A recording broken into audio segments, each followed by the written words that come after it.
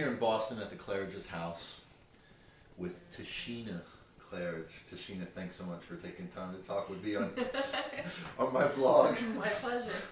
There's so many things I want to ask you about because you're practically legendary to me, and it's just I had only met you a couple times in the last few years, and then now I've had the great joy and privilege of staying at your house and getting to spend time with you and your brother Tristan. And so one of the first things I want to ask you about is Shasta, the camp that I hear about every year, and it seems like our camps have been going on for about the same amount of time. I think this will be the 6th year for my Creative Strings Workshop, which always happens the first week of July.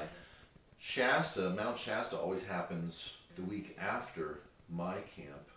And is this the 6th year, or maybe this? It is the 6th year, yeah. And a lot of the same people that come to the Creative Strings Workshop, Billy Contreras, Jeremy Kittle, Mike Barnett, Alex Hargraves, and a lot of these people in both of our camps, of course, have been regulars at Mark O'Connor. And I've just heard so many great things about Shasta. Thank you. I'd like for people to hear about it, that maybe anybody that hasn't heard about Shasta, like, where can they see like some videos of some of the performances you guys Well, have definitely done? on YouTube. Just search for Mount Shasta Music Camp. And there's quite a bit of stuff that'll come up there. More being added all the time also. And there's a website, but it's only for the people who are attendees or previous attendees of the camp to get information about the current year's camp, so it's not a promotional website. We're not necessarily looking to promote the event with the purpose of selling it to people. We're waiting for people to look for it, to have put that energy out and to say, this is something that I really want to do, and to contact us. I've always got the sense that it's not a commercial camp, and it's one of the enigmatic and admirable things about the camp. It's been described to me as a camp which is by invitation. Is that true? It's definitely true. Although people will contact us and we'll see how they would fit in and try to make space for them as best we can. We have to consider things like having the right number of students at the right levels. We also consider strongly who would most benefit by being there and who would contribute most to the musical community that's happening there that week. And I've also heard it's a very intimate camp. It's very intimate, very structurally informal, trying to give the most freedom of expression, if you will, musically speaking. People have also told me that there are a lot of people that you might consider instructors that are basically students there. I mean, there's like a super high level of players that are all learning from each other. Is that? That's definitely true. We're able to put about maybe approximately 20 people on staff to varying degrees. Those people aren't all full time. We try to pay those people by the class that they're teaching, though. So some people are half-time, they teach half the number of classes, so the pay per class is the same. And then there's student instructors, and so those people will sign up as a student and say, one thing that I'm interested in doing is teaching, where it would be appropriate, and we pay them a set rate for that off their tuition. Well, I know you and Tristan, your brother, came up going to Mark O'Connor's camps, and a lot of the other participants in your camp came up in Mark's camps. I've taught at several of Mark's camps, 5 or 6 of them. I'm going to be teaching there again in his New York City camp this coming summer. So I'm sure that you'll agree with me that there's a beautiful spirit that happens at Mark's camps. There's everybody coming together. Was that part of what inspired you to create your camp, and what, if anything, is different about your camp from Mark O'Connor's fiddle camps? Well, we've been heavily influenced by both Mark's camps and Alistair Fraser's camps. Those would be our two primary camp influences, And it was interesting that the things that we would learn from the two camps were vastly different. I always came out of Mark O'Connor camp with more notes. I came out of Alistair's camp with more bow control. And that was pretty much a universal experience every year. Alistair's camp was community minded in a different way from Mark's. In some ways it would be possible to say that Alistair's was, as an entire organism or entity, the whole thing was more integrated as community.